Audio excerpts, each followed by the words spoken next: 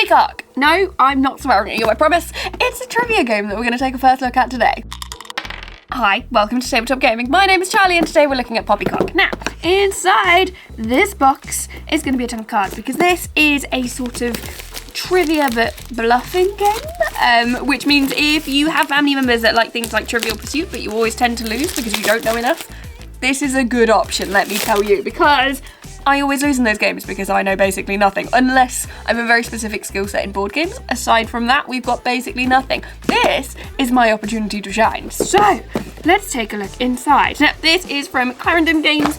They describe it as a hilarious bluffing trivia game, which really does tell you pretty much everything you need to know. And player count-wise, let's see, we're looking at 2 players or more, and quite nicely on the back of this, if I just show you, first of all, we've got our how to play, which hopefully tells us everything we need to know. We'll find out when we get inside. But also in this little list of things that we may need to know, so 30 minutes to play, 2 minutes to learn, 2 or more players, ages 10 plus, 1,000 questions. There's just a nice little banner in there that just says, anti-genius. Good.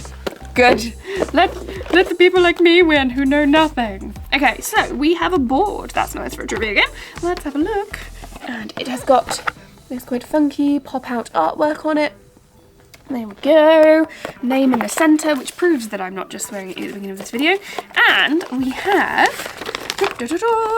the rules and instructions. I like the setup is unfold the board, just in case you weren't sure.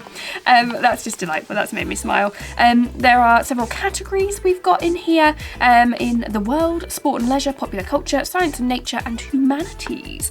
And then basically how things work or what we're going to do. So Poppycock is what we're going to be shouting out when we believe that there's something in there that's bluffing, that's untrue. Persuaded, when we believe what they're saying, so there's that to it, which is quite nice. There's a little bit more to it, but frankly any rules that fit on like an A4 piece of paper I'm okay with, because I'm big on games that are quick to get into and to understand and to get going. So what else is in this box? We have, that's very cute. Thank you very much for your order. My name is Will. I'm the founder of Clarendon Games. Let them know if there's any issues. Please review. Fabulous. Now for the box itself. Okay, so we have counters that take me back to like the frustration days. Is it frustration where you get those counters? One of those. And a dice with different colours on it. Fabulous. And the all-important stack of trivia cards. Da, da, da, da. Now, the way the box is set out means that we have space for everything. So all the cards in the bottom and the dice and such in the top bit there. So, let's see what it is that we need to do. Now, normally in a first look video, we probably wouldn't go into as much detail, but there's plenty to see here, and I can hopefully have you guys guessing in the comments too. So, we'll take a little bit of a look, see what's going on. I'm going to pick one of these at random and attempt to get inside it. Oh! Do you know that's the first time plastic has ever come off there actually helpfully and in a way that it should do? So, points for that. Okay, so from what I understand of this game, we are going to be, because helpfully, as I said, it's explained in a couple of diagrams on the back, we are going to roll the dice. The dice is going to come up with a colour. In this case, it came up with a red colour. And then what we're going to do is we're going to pick the red question. Okay, so the red question is, which animal lives in a nest called a dray? A beaver, B, a squirrel, or C, an otter? Now that question's read out by the person next to me, so I don't read it, but I am asked that question. Then I have 2 choices. I can declare that I don't know what the answer is, and I can say, don't have a clue, and just pass it on to the next person. The second option is to say that I do know what the answer is, and I'm going to bet on how much I know that answer. So 1, 2, or 3 teeth in this case. Now if I pass, play just moves on to somebody else. So it's a last-ditch attempt, I guess. I would always bluff, but then that's kind of the point that you're not supposed to. By the by. Now, from me saying I know what the answer is, I don't necessarily have to give the answer, I just have to tell you that I know what the answer is. Everybody else around the table is going to call out whether they believe they are persuaded by the fact that I know the answer, or they will yell Poppycock, which means that they think I'm bluffing. Now, if everybody at the table is persuaded, I can move forward the amount of teeth I bet without having to reveal the answer at all, which is quite nice. Now, I mentioned that board, there is a start and a finish on there, you're going to be progressing around there, and the bets that you're making as you go round are what is going to propel you forwards. So obviously, there's two ways to do this. If I declare that I know the answer and they yell persuaded, fabulous, I move forward those 3 teeth that I bet. Alternatively, if they yell poppycock, I now have to prove myself. And I do that, of course, with the answer. So if I say, which animal lives in a nest called a dray, and I'm like, right, okay, you all called poppycock on me. Do you know what though? I think it's a squirrel, and I pop it over and it is a squirrel. Marvelous. I move forward the amount of spaces that I bet, so I bet 3. And those who yelled poppycock move backwards on the board. So it's a dangerous game you're playing. Persuaded players will stay exactly where they are in that instance, but if you called my bluff and you were wrong, you're going back that same amount of spaces that I've gone forward, which creates this quite big disparity. Alternatively, if I'd said the wrong answer at that point, I would be moving back those number of spaces, and the ones who accurately called my bluff will be moving forward those number of spaces. So do you go big with the 3, in which case you'll end up 6 apart, or do you go with the smaller numbers? It's all up to you, your confidence, and how much you think you can trick others into calling your bluff when it's not, but agreeing with you and So whilst you want to know the answer and to be able to move forward, you also want people to think that you don't know the answer so that they move backwards. But you need to be confident in the answer, or at least willing to risk it, making it quite the push and pull. Now, in terms of questions, I mentioned there are quite a few different ones, and you'll roll the dice, as I said before, to see which ones it is. So that lay on a green, so we'll grab another green one. The Green Goblin is the arch enemy of which superhero? A, Aquaman, B, Spider-Man, or C, the Hulk?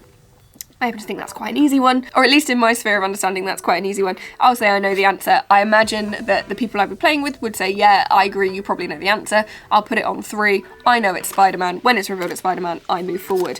And it's just this sort of back and forward style thing. Now, nicely, the trivia on here is quite varied. So as I flick through, there are some that I definitely know the answer to, and some that I would just sort of cry and have no idea. So, for example, my English GCSE teacher will be pleased to know that I do know that Benedict, Beatrice and Don Pedro are characters in which Shakespeare play. It's Much Ado About Nothing, I know that for sure. However, if you ask me, a somnambulist is someone who does what activity during the night? A, snores, B, sleep talks, or C, sleep walks?